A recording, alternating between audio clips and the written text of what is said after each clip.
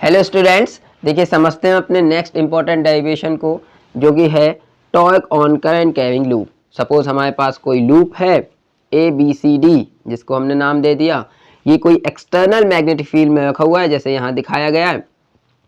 तो इसमें कितना टॉर्क लगेगा, उसका फॉर्मूला क्या होता है, वो हमको फाइंड आउट करना है। साथ ही हमको समझना है मैग्नेटिक डायपोल क्या होता है, उसका डायपोल मूवमेंट क्या होता है।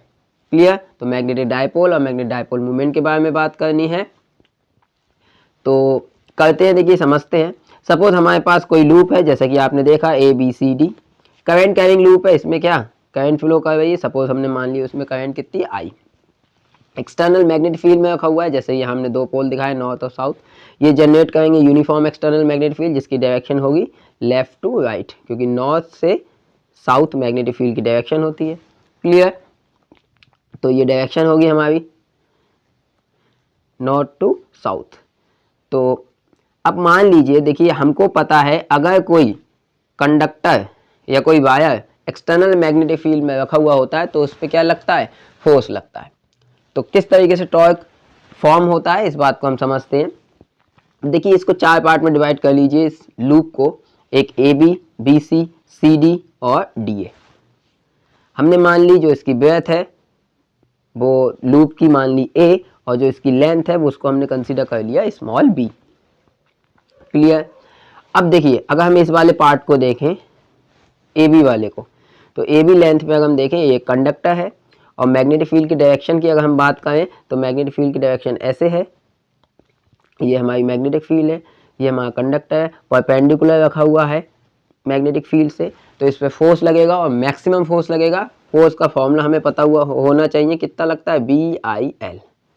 कितना फॉर्मूला लगता है, force F equal to B I L sine theta हो जाएगा 90। तो इस ए बी साइड पे हमारा फोर्स लगेगा वी आई एल, जो कि मैक्सिमम फोर्स है। डायरेक्शन हम कैसे देखते हैं, फोर्स की direction right hand palm rule से देख सकते हैं। राइट हैंड पाम रूल हमारा क्या कहता है, आपको जो अपने राइट हैंड की जो फिंगर्स हैं उनको मैग्नेटिक फील्ड की डायरेक्शन में करना होता है। आप करके देखिएगा, मैग्नेटिक फील्ड की डायरेक्शन में आप अपनी चारों फिंगर्स को कीजिए, मतलब नॉर्थ से साउथ। और जो थंब होता है वो करंट की डायरेक्शन में करना होता है। तो देखिए करंट यहाँ से, ये देखिए इस तरीके से फ्लो कर रहा है करंट, तो करंट की डायरेक्शन में आपको थंब करना है। और मैग्नेटिक फील्ड की डायरेक्शन में आपको अपनी चारों फिंगर करनी है। तो जो हमारी पाम होती है उसके परपेंडिकुलर डायरेक्शन में हमारा फोर्स होता है, मतलब हमारे परपेंडिकुलर डायरेक्शन में, पाम की परपेंडिकुलर डायरेक्शन में फोर्स की डायरेक्शन होती है। तो आप करके देखिए, इधर फिंगर, इधर थंब राइट हैंड की, तो जो हथेली के परपेंडिकुलर होगा वो क्या लगेगा, हमारा फोर्स, जो कि हमने किससे दिखाया है, क्रॉस साइन से। क्लियर? तो इस वाली ब्रांच पे हमारा लगेगा फोर्स, जो कि हमने क्रॉस साइन से दिखाया है, जिसकी डायरेक्शन डाउनवर्ड होगी। ऐसे अगर हम बात करें इस वाली साइड को सी डी, तो यहाँ से सी डी आप अगर देखें, अगेन आपको जो फिंगर्स हैं वो मैग्नेटिक फील्ड की डायरेक्शन में करनी है, मतलब इस डायरेक्शन में ही करनी है, नॉर्थ से साउथ। अब करंट नीचे की डायरेक्शन में, जब आप करंट नीचे की डायरेक्शन में देखें, यहाँ से करंट नीचे की डायरेक्शन में दिख रहा है हमारे लिए, तो करंट नीचे की डायरेक्शन में, तो आपको थंब क्या करना है, नीचे की डायरेक्शन में आप करके देखिए। फिंगर्स को चारों को इधर करिए, करंट की डायरेक्शन में थंब करिए, तो आपकी जो पाम है उसके परपेंडिकुलर ऊपर को फोर्स लगेगा, मतलब पाम के परपेंडिकुलर हमारा क्या लगता है, फोर्स। तो इस वाली साइड पे, सीडी वाली साइड पे जो फोर्स लगेगा उसकी डायरेक्शन क्या होगी, अपवर्ड। तो आप खुद देखिए, एक जो फोर्स लग रहा है वो हमारा लग रहा है डाउनवर्ड डायरेक्शन में, और एक जो फोर्स लग रहा है वो लग रहा है हमारा किस में, अपवर्ड डायरेक्शन। मतलब इस वाली ब्रांच में हमारा कैसा लग रहा है, डाउनवर्ड, और इस वाली ब्रांच में कैसा लग रहा है, अपवर्ड। बात करें अगर बीसी की, तो देखिए बीसी जो ब्रांच है वो अलॉन्ग द मैग्नेटिक फील्ड है। कितना, अलॉन्ग द मैग्नेटिक फील्ड। हमारा जो फॉर्मूला होता है बी आई साइन थीटा, तो बी आई साइन थीटा अगर हम लगाएंगे यहाँ पे, जैसे फोर्स हमारा बी आई एल और साइन थीटा होता है, तो यहाँ पे मान ली साइन 0 लगेगा, क्योंकि लेंथ और मैग्नेटिक फील्ड के बीच एंगल कितना है, 0। तो इस पे फोर्स कितना हो जाएगा, 0। तो इस वाली ब्रांच पे फोर्स यहाँ से अगर हम देखें, बी आई एल साइन 0 से फोर्स हो जाएगा 0, क्योंकि साइन 0 0 होता है। ऐसे ए डी की बात करें तो इस पे भी फोर्स कितना हो जाएगा, 0। तो इन दो पे 0 हो जाएगा फोर्स, इस पे डाउनवर्ड लगेगा और इस पे कैसा लगेगा, अपवर्ड। तो इस वजह से एक टॉर्क फॉर्म हो, मतलब कपल फॉर्म होगा, टॉर्क की एक फॉर्म, ठीक है। इस पे डाउनवर्ड फोर्स और इस पे कैसा है, अपवर्ड। तो ये इधर डाउनवर्ड जाएगा, इधर देखिए कैसा होगा अपवर्ड, तो ये क्या करेगा रोटेट, जो कि हमने इसे दिखाया इस तरीके से। क्लियर। तो ये कैसा होगा, रोटेट होगा ड्यू टू द टॉर्क, मतलब जो कपल फॉर्म होगा, कपल भी एक फॉर्म होती है किसकी, टॉर्क की ही, क्योंकि जब दो अपोजिट फोर्स लगते हैं, दो सेम मैग्नीट्यूड के अपोजिट फोर्स लगते हैं। क्लियर। और लाइन ज्वाइनिंग पे नहीं लगते, मतलब एक इधर लगा एक इधर लगा है, तो हमारा टॉर्क फॉर्म होता है। उसका फॉर्मूला जो होता है, उसका फॉर्मूला क्या होता है, उसका फॉर्मूला होता है force into perpendicular distance between the force, ये उसका फॉर्मूला होता है, तो वही हमको निकालना है। क्लियर। तो हम लिख सकते हैं, देखिए टॉर्क, या इसी को हम कपल भी बोल देते हैं,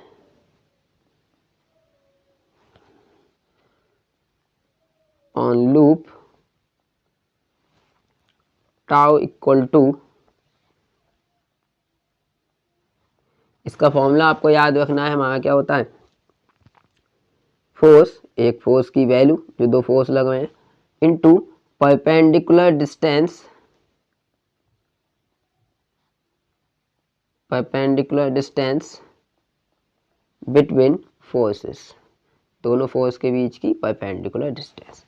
तो याद रखिए एक फोर्स ये, एक फोर्स ये, फोर्स की वैल्यू हमने अभी बताई आपको कितनी होगी, फोर्स की जो वैल्यू होगी वो कितनी होगी, BIL, मैक्सिमम फोर्स लगेगा और उसकी वैल्यू कितनी होगी, BIL। अब लेंथ की बात करें तो यहाँ देखिए स्मॉल b है, करंट I हमने मानी है, यहाँ पे करंट कितनी मानी है हमने I, और लेंथ कितनी है यहाँ देखिए ये भी, तो ये भी, तो BI, और मैग्नेटिक फील्ड हम सपोज मान लेते हैं ये कितनी है B, एक्सटर्नल मैग्नेटिक फील्ड जो यहाँ से यहाँ जनरेट हो गई उसको हमने कितना मान लिया B, जैसा कि यहाँ दिखाया गया है, ये देखिए मैग्नेटिक फील्ड की डायरेक्शन है। क्लियर। तो देखिए यहाँ पे हम क्या लिख सकते हैं, BIB, और परपेंडिकुलर डिस्टेंस की अगर हम बात करें तो परपेंडिकुलर डिस्टेंस देखिए यहाँ पे कितनी है, दोनों फोर्स के बीच में A, तो हम यहाँ लिख सकते हैं क्या, A। क्लियर। तो यहाँ से टॉर्क हमारा कितना हो, torque is equal to BIBA। अब यहाँ से देखिए BI और AB की अगर हम बात करें तो देखिए ये हमारी लेंथ हो गई, ये क्या हो गई, ब्रेथ, तो लेंथ इंटू ब्रेथ हमारा क्या कहलाता है, एरिया, तो हम इसका एरिया सपोज कैपिटल A मान लेते हैं, तो हम इसको क्या लिख सकते हैं, capital A, where A is the area of loop. ये क्या है हमारा, एरिया ऑफ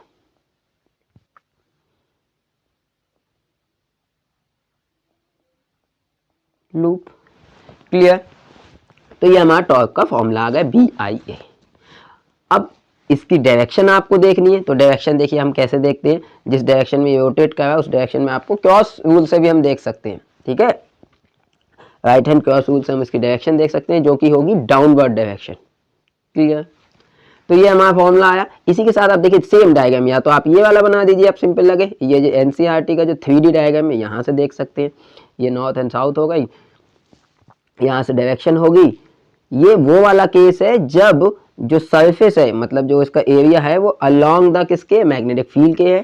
ठीक है, लेकिन एरिया वेक्टर नहीं, एरिया वेक्टर याद रखिएगा सरफेस के परपेंडिकुलर होता है। तो यहाँ सरफेस देखिए अलोंग द मैग्नेटिक फील्ड है, तब हमने ये सिंपल वाला केस देखा है। अभी हम दूसरा केस भी देखेंगे जब किसी एंगल पर हो वो। क्लियर। तो मैग्नेटिक फील्ड की डायरेक्शन ये होगी। यहाँ जो m है वो हमारा क्या दिया हुआ है, यहाँ पे m जो है वो हमारा कहलाता है मैग्नेटिक डायपोल मोमेंट। वो क्या होता है उस बात को आप और समझ लीजिए। जो मैग्नेटिक डायपोल मोमेंट m होता है, जैसे यहाँ भी दिखाया, देखिए किस डायरेक्शन में, डाउनवर्ड डायरेक्शन में, कैपिटल M लिख दिया है यहाँ पे, यहाँ स्मॉल m है। अब जो भी डायग्राम बनाए तो m हमारा जो होता है मैग्नेटिक डायपोल मोमेंट, याद रखिएगा वो होता है, कोई भी लूप हो, करंट कैरिंग लूप, वो बिहेव करता है डायपोल की तरह। उसमें दो पोल बनते हैं हमारे, मैग्नेटिक डायपोल। टॉर्क तो हमारा ये फॉर्मूला हो गया, याद रखिएगा टॉर्क का फॉर्मूला हमारा ये हो गया। मैग्नेटिक डायपोल क्या होता है, कोई भी करंट कैरिंग लूप हो गया, उसमें दो पोल बनते हैं, एक साउथ और एक नॉर्थ, इसलिए हम उसे मैग्नेटिक डायपोल भी बोल देते हैं। याद रखिएगा अगर डायरेक्शन एंटी क्लॉकवाइज है, कैसी है, एंटी क्लॉकवाइज अगर डायरेक्शन है किसी लूप में करंट की, तो ऊपर वाला जो पोल होता है वो हमारा बनता है नॉर्थ पोल। एंटी, एन से एन आ रहा है तो याद रख लीजिए एंटी क्लॉकवाइज में नॉर्थ पोल। और अगर क्लॉकवाइज डायरेक्शन है, क्लियर, जैसे ये क्लॉकवाइज दी है, सॉरी, ये अगर क्लॉकवाइज डायरेक्शन है तो हमारा बनेगा ये तो क्लॉकवाइज है, तो क्लॉकवाइज में बनता है साउथ पोल, याद रखिएगा। और एंटी क्लॉकवाइज अगर डायरेक्शन दी हुई है, जैसे ये दी हुई है यहाँ पे देखिए एंटी क्लॉकवाइज, तो एंटी क्लॉकवाइज में याद रखिएगा कौन सा पोल बनता है, नॉर्थ पोल। तो ये बात आपको याद रखनी है, एंटी क्लॉकवाइज में आपका बनेगा नॉर्थ पोल, और क्लॉकवाइज डायरेक्शन में, क्लॉकवाइज में कौन सा बनेगा, साउथ पोल। तो ये हमारा मैग्नेटिक डायपोल कहलाता है। मैग्नेटिक डायपोल मूवमेंट क्या होता है, करंट और एरिया का जो प्रोडक्ट होता है उसको हम बोलते हैं मैग्नेटिक डायपोल। ठीक है, मूवमेंट, मैग्नेटिक डायपोल मूवमेंट क्या कहलाता है हमारा, करंट और एरिया का जो प्रोडक्ट होता है, product of current and area is known as magnetic dipole movement. और मैग्नेटिक डायपोल को हम सिंपली क्या बोल सकते हैं, जो हमारा करंट कैरिंग लूप होता है वो मैग्नेटिक डायपोल की तरह बिहेव करता है, क्योंकि उसमें दो पोल बनते हैं, नॉर्थ और साउथ। एंटी क्लॉकवाइज डायरेक्शन में करंट फ्लो करेगी तो नॉर्थ पोल बनेगा ऊपर वाला, और जब क्लॉकवाइज करेगी तो साउथ। तो ये हमारा मैग्नेटिक डायपोल हो गया। टॉर्क का फॉर्मूला हमारा ये हो गया। अब सपोज हम केस कंसीडर करें, अगर मान लीजिए लूप ना हो के कोई कॉइल हो, लूप ना हो के कोई कॉइल हो और उसमें n नंबर टर्म्स हो, तो हम ऐसे बोल सकते हैं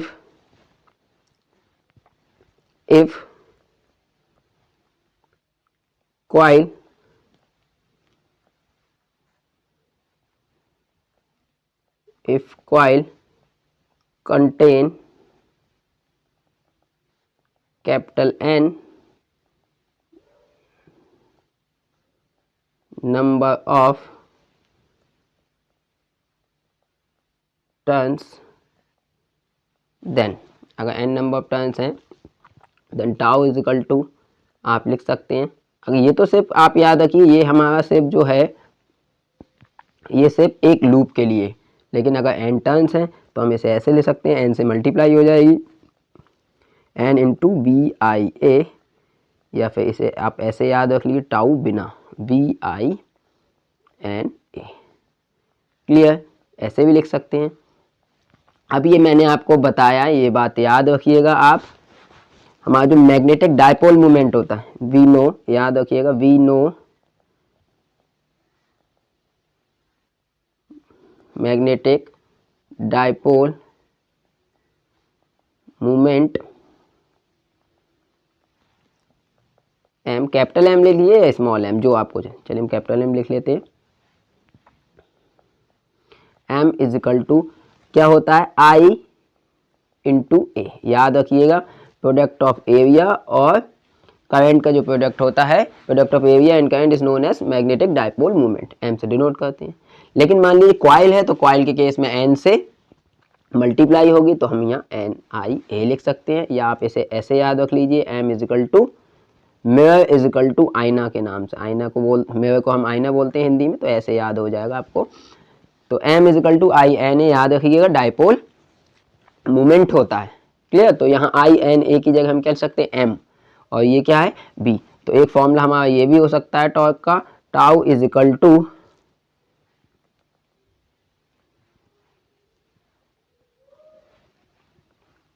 hence tau is equal to M B, M B. ये कब होगा एम, क्योंकि हम जानते हैं कि आई एन ए को हम एम लिख सकते हैं। वैसे एक लूप के लिए बात करें तो आई ए होता है, लेकिन नंबर जब कॉइल है, कॉइल में कई सारे टर्न होंगे तो एन से मल्टीप्लाई होते तो आई एन ए हो जाता। आई एन ए की जगह हमने क्या रख दिया एम, तो एम बी। अब अगर हम बात करें, ये कि ये वाला जो केस था ये तब था जब हमारी जो सरफेस थी अलोंग द किसके थी, मैग्नेटिक फील्ड, और एरिया वेक्टर कैसा था, परपेंडिकुलर नीचे की डायरेक्शन। याद रखिए जो मैग्नेटिक डायपोल मूवमेंट और एरिया वेक्टर दोनों की डायरेक्शन सेम डायरेक्शन में होती है, क्योंकि जो एरिया वेक्टर की यहाँ से देखिए जो एरिया वेक्टर की डायरेक्शन होगी वही मैग्नेटिक डायपोल मूवमेंट की डायरेक्शन होती है।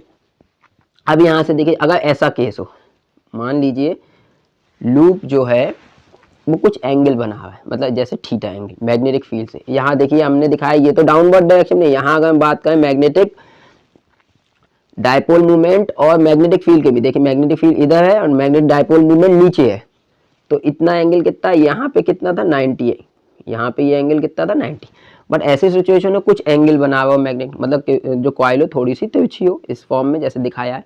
तो मान लीजिए एम की डायरेक्शन ये है और बी की डायरेक्शन ये है, तो इसको अगर हम देखिए एम को दो कंपोनेंट में तोड़ें तो ये नीचे वाला कंपोनेंट क्या आएगा, देखिए m साइन थीटा, ये तो m है, देखिए ये क्या है m, तो इस m को देखें, ये थीटा बना रहा है मान लीजिए मैग्नेटिक फील्ड से, तो ये परपेंडिकुलर कंपोनेंट क्या आएगा m साइन थीटा।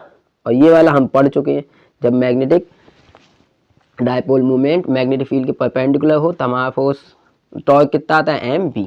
तो इस वाले केस में याद रखिएगा क्या हो जाएगा टॉर्क, इस वाले में आपको याद रखना है torque tau is equal to, अब तक आपने m लगाया था, देखिए यहाँ m क्या था, परपेंडिकुलर था मैग्नेटिक फील्ड के, तो आपने m लगाया था, तब हमने क्या है mb। अब अगर हमने थोड़ा किसी एंगल पे है अगर कॉइल, तो हमने इसे ब्रेक कर लिया, m साइन थीटा होगा ये वाला परपेंडिकुलर कंपोनेंट, तो यहाँ पे सिंपली हमारा क्या लग जाएगा m sine theta into b। Clear, torque is equal to हमारा क्या हो सकता है mb साइन थीटा। और यहाँ से अगर हम वेक्टर फॉर्म लिखना चाहें इसकी वेक्टर फॉर्म, तो आप टाउ इज इक्वल टू लिखते हैं m क्रॉस b वेक्टर,